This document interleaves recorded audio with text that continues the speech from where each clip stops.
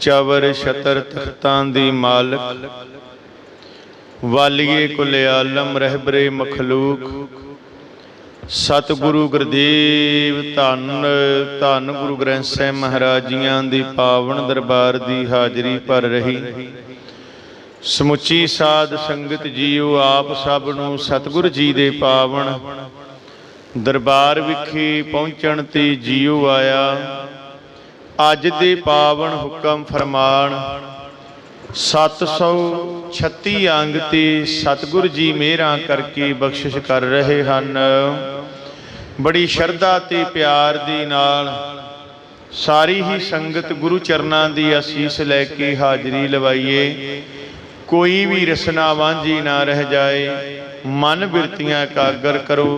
सतनाम वाहेगुरु सतनाम वाहेगुरु सतनाम वाहेगुरु सतनाम वाहेगुरु। हाँ जी, सतनाम श्री वाहेगुरु साहिब जीओ। सोहे महला चौथा।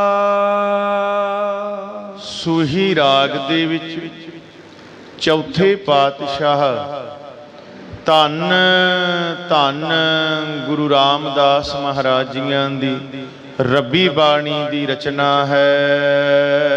कीता करना सरब रजाए, किश कीचै जे कर सकिया। सतगुरु पातशाह उस दाते दियां वडियाइयां दे विच इस शब्द दे राही समझाउंदे हन जो कुछ जगत विच बनिया है ਜਾਂ जो कुछ वो कर रहा है ये सब रजा दा मालक परमात्मा कर रहा है।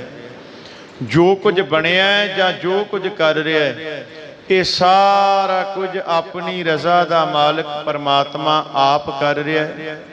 असी जीव तां ही कुछ कर सकीए जे कुछ कर सकते होइए। बाणी च फरमान आंदा है हम किया हम करेंगे। कहते जदों इंसान के सिर ते हंकार चढ़ जाता है ना, वो कहता हाँ मैं कीता मैं करांगा।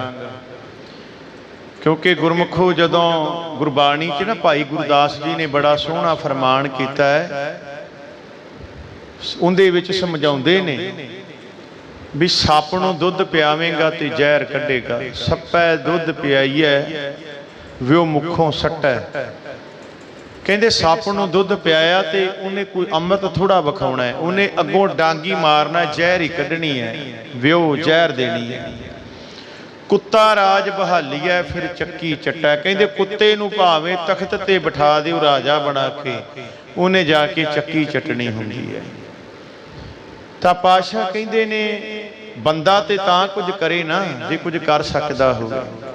जदों सिर ते हंकार चढ़ जाता है फिर वो कहता भी हम किया हम करेंगे, मैं कीता मैं करांगा। पर सतगुरु पातशाह कहते हम मूर्ख गवार। पातशाह कहते फिर ये मान लैन जेड़े कहते ने असी कीता असी करांगे, ये फिर लोग मान लैन कि असी मूर्ख हाँ गवार हाँ। क्योंकि उस दाते दी रजा तो बिना कुछ नहीं हो सकता। असी जीवता तां कुछ करिए ना जे कुछ कर सकते होइए। अपना कीता कछु ना होवै, जो हर पावै त्यों रखिया। अपना कीता किशु ना होवै। कहंदे बंदिया असां जीवां दा कीता ते कुछ भी नहीं होना। बंदा कभी मैं इंज कर देंगा मैं इंज कर देंगा, नहीं प्यारिओ। असां जीवां दा कीता कुछ नहीं हो सकता। जिवें परमात्मा नूं चंगा लगदा है तिवें जीवां नूं रखदा है जिथे रखना है। जो जो तेरा हुक्म तिवै त्यो होवना, जह जह रखै आप तह जाए खड़ोवना।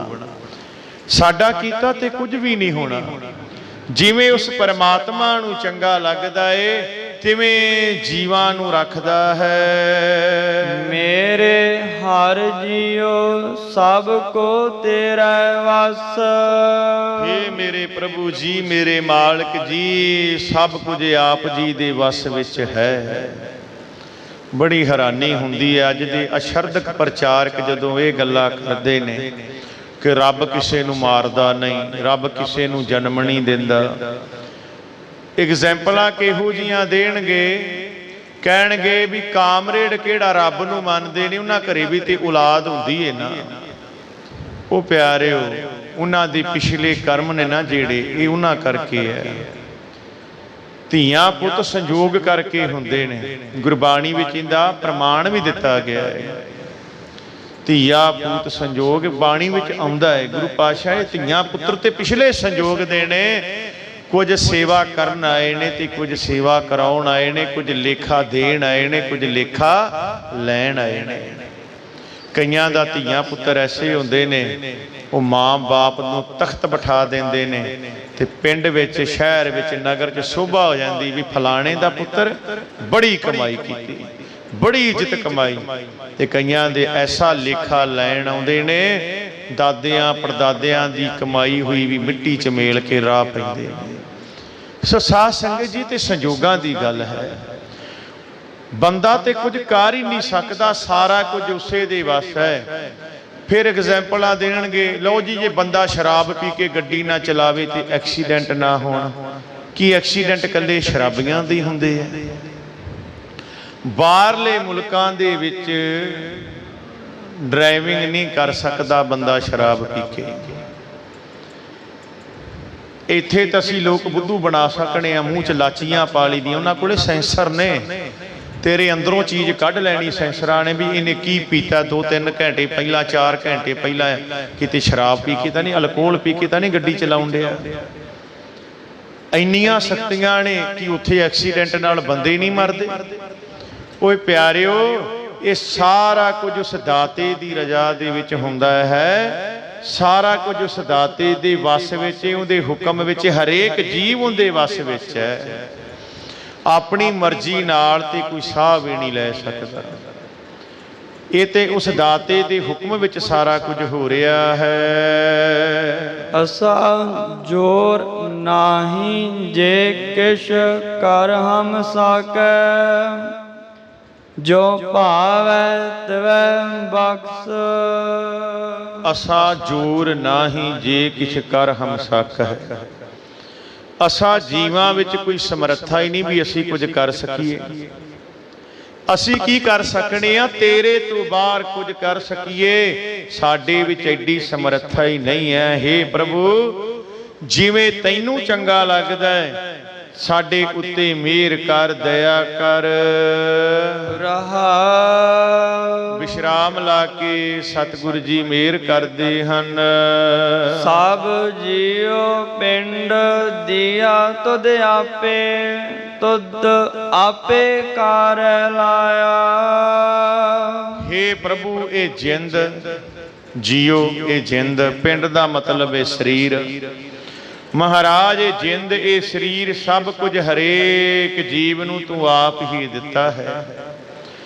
ਤੂੰ ਆਪ ਹੀ ਹਰੇਕ ਜੀਵ ਨੂੰ ਕੰਮਕਾਰ ਵਿੱਚ ਲਾਇਆ ਹੋਇਆ ਹੈ। ਕਿਸੇ ਨੂੰ ਕਿਸੇ ਧੰਦੇ ਲਾਇਆ, ਕਿਸੇ ਨੂੰ ਕਿਸੇ ਧੰਦੇ ਵਿੱਚ ਲਾਇਆ ਹੈ। ਜਿਹਾ ਤੂੰ ਹੁਕਮ ਕਰਹਿ ਤੇਹ ਕੋ ਕਰਮ ਕਮਾਵੈ, ਜਿਹਾ ਤੁਧ ਧੁਰ ਲਿਖ ਪਾਇਆ। ਜਿਹੋ ਜਿਹਾ ਹੁਕਮ ਤੂੰ ਕਰਦਾ ਹੈ, ਜੀਵ ਉਹੋ ਜਿਹਾ ਹੀ ਕੰਮ ਕਰਦਾ ਹੈ। ਜੇ ਕੋਈ ਕਵੇ ਮੈਂ ਆਪਣੀ ਮਰਜ਼ੀ ਦੇ ਨਾਲ, ਆਪਣੀ ਮਰਜ਼ੀ ਦੇ ਨਾਲ, ਤੇ ਸਾਧ ਸੰਗਤ ਜੀਓ ਬਾਣੀ ਵੀ ਨਹੀਂ ਪੜ੍ਹ ਸਕਦਾ ਬੰਦਾ। ਆਪਣੀ ਮਰਜ਼ੀ ਨਾਲ ਤੇ ਨਾਮ ਵੀ ਨਹੀਂ ਜਪਿਆ ਜਾਂਦਾ। ਇਹ ਕਦੋਂ ਜਪਿਆ ਜਾਂਦਾ? ਜਦੋਂ ਮਿਹਰ ਦੀ ਨਜ਼ਰ ਕਰਦਾ, ਉਦੋਂ ਪੜ੍ਹੀ ਜਾਂਦੀ ਬਾਣੀ, ਉਦੋਂ ਜਪਿਆ ਜਾਂਦਾ ਹੈ ਨਾਮ, ਉਦੋਂ ਭਲੇ ਕੰਮ ਹੁੰਦੇ ਹੈ। ਜਿਹੋ ਜਿਹਾ ਹੁਕਮ ਕਰਦਾ ਜੀਵ ਉਹੋ ਜਿਹੇ ਹੀ ਕੰਮ ਕਰਦਾ ਹੈ। ਜੀਵ ਉਹੋ ਜਿਹਾ ਬਣਦਾ ਜਿਹੋ ਜਿਹਾ ਤੂੰ ਧੁਰ ਦਰਗਾਹ ਉਸ ਦੇ ਮੱਥੇ ਤੇ ਲੇਖ ਲਿਖ ਦਿੱਤਾ ਹੈ। जे धुर दरगाह तो मथे दे लेख ही माड़े ने ते फिर साध संगत जी भावें घर विच पुत्र प्रहलाद वर्गा होवे प्यो राक्षस ही रहिंदा है। जे मथे दे लेख चंगे लिख दिते ने फिर कौडे राक्षस वर्गा भी साधु संत बन जाता है, ठग वर्गा भी सज्जन बन जाता है। आखो सतनाम। ओ विधि चंद वर्गा चोर वो भी साधु ते सिपाही बन गया। ताखो सतनाम श्री किरपा है ना, मेहर दी नदर हो गई। जदों मेहरां दियां नदरां करदा है साध संगत जी उदों सारा कुछ ही हो जाता। धुर दरगाह तो मनुख उहो जिहा ही बनदा जिहो जिहा लेख लिख दिता। पंच तत् कर तुद श्रेष्ठ सब साजी, कोई सेवा करियो जे किश कीता होवै।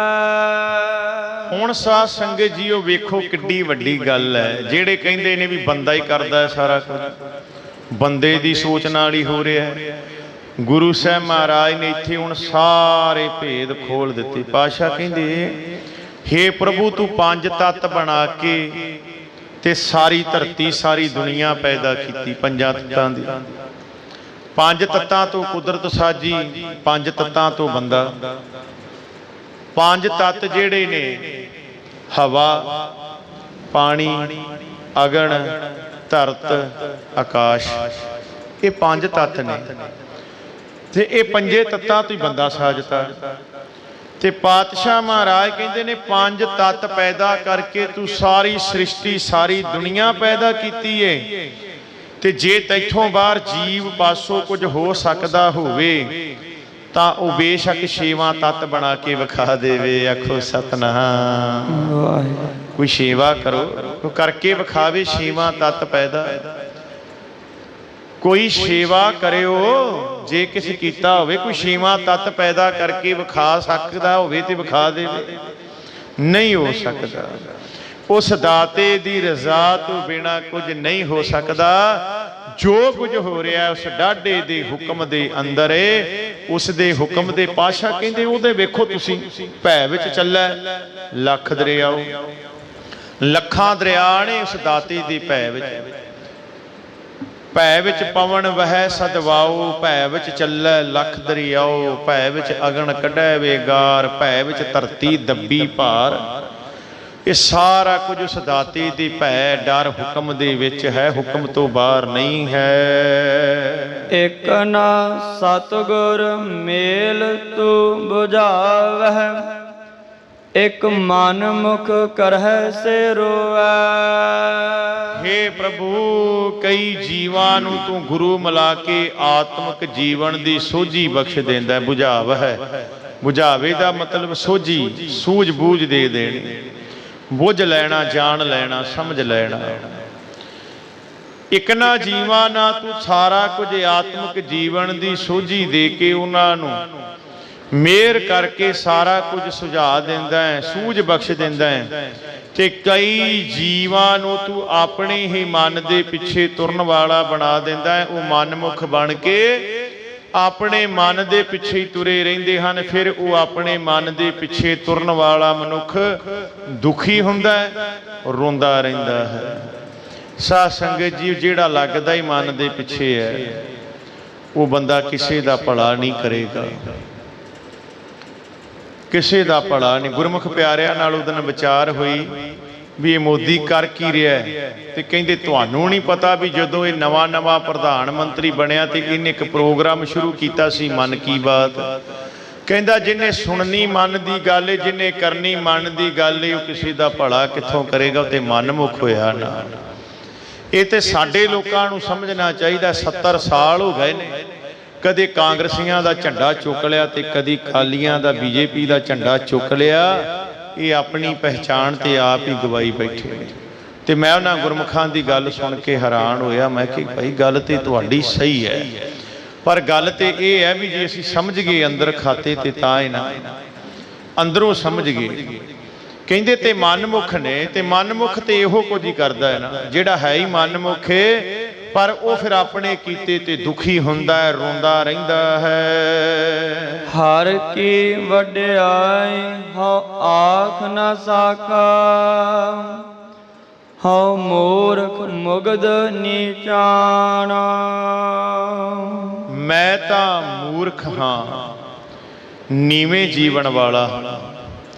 ਮੈਂ ਪਰਮਾਤਮਾ ਦੀ ਬਜ਼ੁਰਗੀ ਤੋਂ ਮਤਲਬ ਵੱਡਾਪਨ, ਵਡਿਆਈ, ਜਿਵੇਂ ਘਰ 'ਚ ਕੋਈ ਵਡੇਰੀ ਉਮਰ ਦਾ ਹੋ ਜੇ ਤੇ ਅਸੀਂ ਬਜ਼ੁਰਗ ਕਹਿ ਦਿੰਦੇ ਹਾਂ, ਤੇ ਪਰਮੇਸ਼ਰ ਦੀ ਬਜ਼ੁਰਗੀ ਬਿਆਨ ਨਹੀਂ ਕਰ ਸਕਦਾ ਕੋਈ। ਉਹ ਕਿੱਡਾ ਕੁ ਵਡੇਰਾ ਹੈ, ਕਿੱਡਾ ਕੁ ਵੱਡਾ ਹੈ। ਮੈਂ ਤਾਂ ਮੂਰਖ ਹਾਂ, ਨੀਵੇਂ ਜੀਵਨ ਵਾਲਾ, ਮੇਰੇ ਜੀਵਨ ਦਾ ਪੱਧਰ ਬੜਾ ਨੀਵਾਂ ਹੈ। ਮੈਂ ਪਰਮਾਤਮਾ ਦੀ ਬਜ਼ੁਰਗੀ, ਵਡਿਆਈ, ਸ਼ੋਭਾ ਬਿਆਨ ਨਹੀਂ ਕਰ ਸਕਦਾ। ਜਨ ਨਾਨਕ ਕੋ ਹਰ ਬਖਸ਼ ਲੈ, ਮੇਰੇ ਸੁਆਮੀ ਸਰਨਾਗਤ ਪਾਇਆ ਅਜਾਨ। ਹੇ ਹਰੀ ਪਰਮੇਸ਼ਰ ਅਕਾਲ ਪੁਰਖ ਵਾਹਿਗੁਰੂ, ਦਾਸ ਨਾਨਕ ਉਤੇ ਮਿਹਰ ਕਰ, ਇਹ ਅਣਜਾਣ ਦਾਸ ਤੇਰੀ ਸ਼ਰਨ ਪਿਆ ਹੈ। ਮੈਂ ਤੇ ਅਣਜਾਣ ਹਾਂ, ਮੈਨੂੰ ਸੋਝੀ ਨਹੀਂ ਹੈ, ਤੇਰੀ ਸ਼ਰਨ ਡਿੱਗ ਪਿਆ ਵਾਂ, ਕਿਰਪਾ ਕਰ ਮੇਰੇ ਤੇ ਦਇਆ ਕਰ ਦੇ। ਮੈਨੂੰ ਦਾਸ ਬਣਾ ਕੇ ਮੇਰੇ ਤੇ ਮਿਹਰ ਕਰ।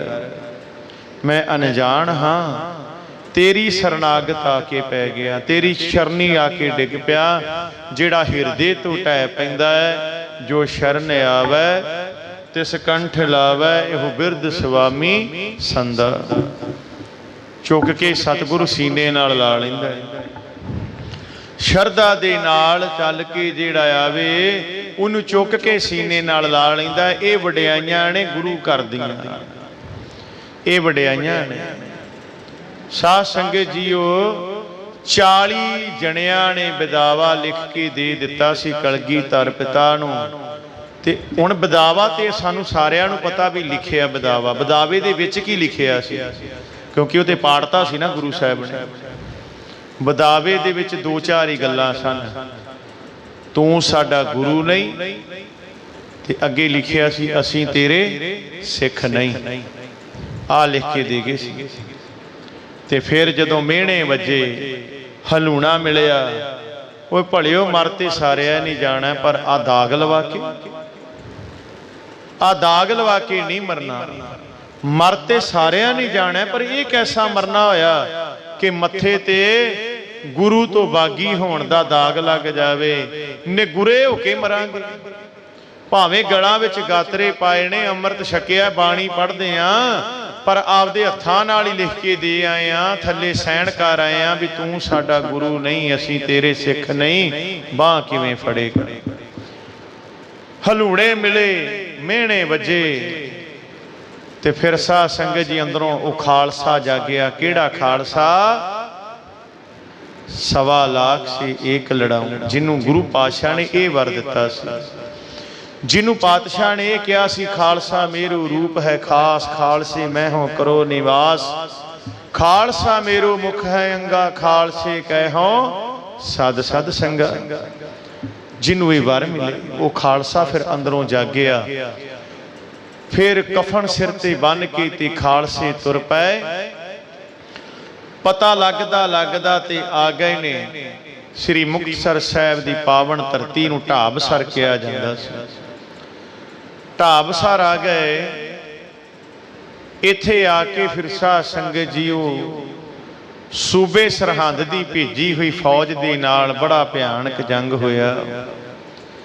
ਇਸ ਜੰਗ ਦੇ ਵਿੱਚ ਨਿਵੇਕਲਾ ਇਤਿਹਾਸ ਰਚਿਆ ਗਿਆ, ਜਿੰਦੇ ਵਿੱਚ ਸਾਧ ਸੰਗਤ ਜੀਓ ਭਾਈ ਕਨਈਆ ਜੀ ਰੈੱਡ ਕਰਾਸ ਦੇ ਦਾਤਾ ਬਣੇ, ਅਤੇ ਉਹਨਾਂ ਨੇ ਸੱਜਣ ਦੁਸ਼ਮਣ ਮੁਸਲਮ ਜਿੰਨੇ ਵੀ ਸਨ, ਵੈਰੀ ਚੜ ਕੇ ਆਏ ਕਿ ਸਭ ਨੂੰ ਪਾਣੀ ਛਕਾਇਆ। ਸ਼ਿਕਾਇਤ ਹੋਈ ਤੇ ਕਿਹਾ, ਪਾਤਸ਼ਾਹ ਜਦੋਂ ਮੈਂ ਸੇਵਾ ਕਰਦਾ ਵਾਂ, ਮੈਨੂੰ ਸਾਰੇ ਤੇਰਾ ਹੀ ਰੂਪ ਨਜ਼ਰ ਆਉਂਦੇ ਨੇ। ਇੱਥੇ ਹੀ ਭਾਈ ਮਾਹ ਸਿੰਘ ਤੇ 40 ਸਿੰਘ ਸ਼ਹੀਦੀਆਂ ਪਾਉਂਦੇ ਨੇ।